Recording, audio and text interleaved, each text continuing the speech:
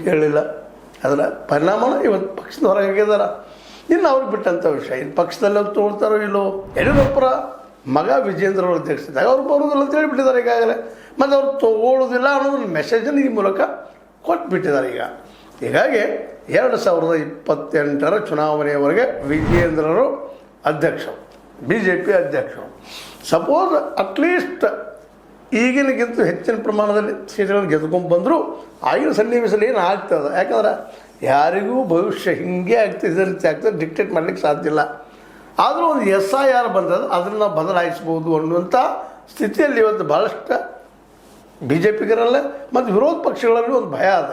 ಏನಪ್ಪ ಅಂದ್ರೆ ಈ SIRನಿಂದ ನಮ್ಮ ಅಧಿಕಾರ ಹೋಗ್ತದೆ ಅನ್ನೋಂಥದ್ದು. ಆ ನೆಲೆಗಟ್ಟಿನಲ್ಲಿ BJP ಒಂದು ಕೈ ಮೇಲದ, ಇಷ್ಟು ಮಂದದ ಸರಿ. ಇನ್ನು ಗ್ಯಾರಂಟಿ ಬದಲಾಗಿ ಅದರ ಬದಲಾಗಿ ಇದರ ಸಾಕಷ್ಟು ಅದು ಗ್ಯಾರಂಟಿನೂ ಘೋಷಣೆ ಮಾಡ್ತಾರೆ, ಯಾರು ಮಾಡ್ತಿಲ್ಲ. ಅದು ಈಗಾಗಲೇ ಈ ಒಂದು ಸಂದರ್ಭದಲ್ಲಿ ನಮ್ಮ ಈ ಅಗರ್ವಾಲ್ ಅವರು ಸ್ಪಷ್ಟವಾಗಿ ಹೇಳ್ತಾ ಇದ್ದಾರೆ, ಗ್ಯಾರಂಟಿಗಳು ಸರಿಯಾಗಿ ನೀಡಿಲ್ಲ ಅನ್ನುವಂಥ ಒಂದು ಮಾತು ಉಲ್ಲೇಖ ಮಾಡ್ತಾ ಇದ್ದಾರೆ. ಅಂದ್ರೆ ಈ ಕೊಡುತ್ತಿರೋಂಥ ಗ್ಯಾರಂಟಿಗಳು ಸರಿಯಾಗಿಲ್ಲ, ನಾವಿನ್ನು ಕೊಡ್ತೀವಿ 2022 ನೋಡ್ರಿ ಅವ್ರಿಗೆ ಸರಿಯಾಗಿ ಕೊಡ್ತೀವಿ ಅಂತ.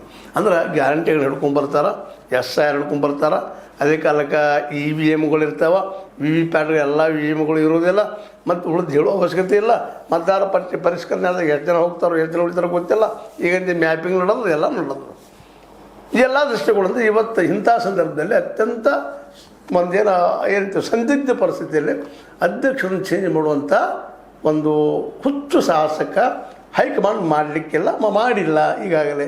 ಯಾಕಂದ್ರೆ ಈಗ ಅವ್ರ ಬದಲಾಗಿ ಯಾರು ಅಂತ ಬರೋದು ಅಂಥ ಲೀಡರ್ ಯಾರು ಅದಾರ ಗೆಲ್ಲಿಸ್ಕೊಂಡು ಬರೋದಂತ, ಕರ್ನಾಟಕದ ಗೆಲ್ಲಿಸ್ಕೊಂಡು ಬರುವಂಥ ಹೇಳ್ಬೋದು. ಕೆಲವೊಬ್ಬರು ಶಾಸಕರು ಹೇಳ್ತಾರೆ, 130 ಗೆಲ್ಲಿಸ್ಕೊಂಡು ಬರ್ತೀವಿ, 140 ಗೆಲ್ಲಿಸ್ಕೊಂಡು ಬರ್ತೀವಿ.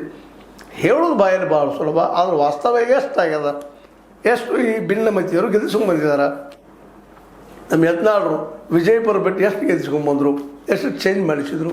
ನಮ್ಮ ರಮೇಶ್ ಜಾರಕಿಹೊಳಿ ಸಹಿತ ಇವತ್ತು ಆ ಪ್ರಶ್ನೆ ಕೇಳ್ತಾ ಇದ್ದಾರೆ, ನೀವು ಎಷ್ಟು ಗೆಲ್ಲಿಸ್ಕೊಂಡು ಬಂದ್ರಿ. ಶಾರ್ ಅವ್ರ ಮನದಲ್ಲೆಲ್ಲ ಇತ್ತು.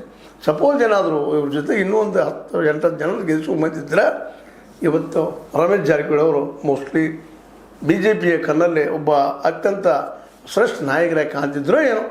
ಆದರೆ ಇವತ್ತು ಅದಿಲ್ಲ. ಇವತ್ತಿನೆಲ್ಲ ಡೆವಲಪ್ಮೆಂಟ್ಗಳು ನೋಡಿದಾಗ ಸೂಕ್ಷ್ಮವಾಗಿ ಅವರಿಂದ ಅವರು ಭಿನ್ನಮತಿಯರಿಗೆ ಒಂದು ಎಚ್ಚರಿಕೆ ಕೊಟ್ಟಿದ್ದಾರೆ. ಯತ್ನಾಳನ್ನು ಕಿತ್ತು ಹಾಕಿ ಆ ದಿಶೆ ಪಕ್ಷ ಬೇಕಾದ್ರೆ ಇರಪ್ಪ, ಇಲ್ಲಾಂದ್ರೆ ನಿಮ್ಮ ಬಾಗಿಲು ಓಪನ್ ಅದ ಅನ್ನುವಷ್ಟು ಮಟ್ಟಿಗೆ ಈ ಮೆಸೇಜ್ ಹೋಗಿದೆ ಎಲ್ಲರಿಗೂ.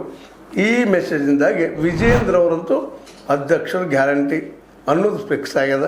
ಅವರ ನೇತೃತ್ವದಲ್ಲಿನ ಮುಂದಿನ ಚುನಾವಣೆ 2028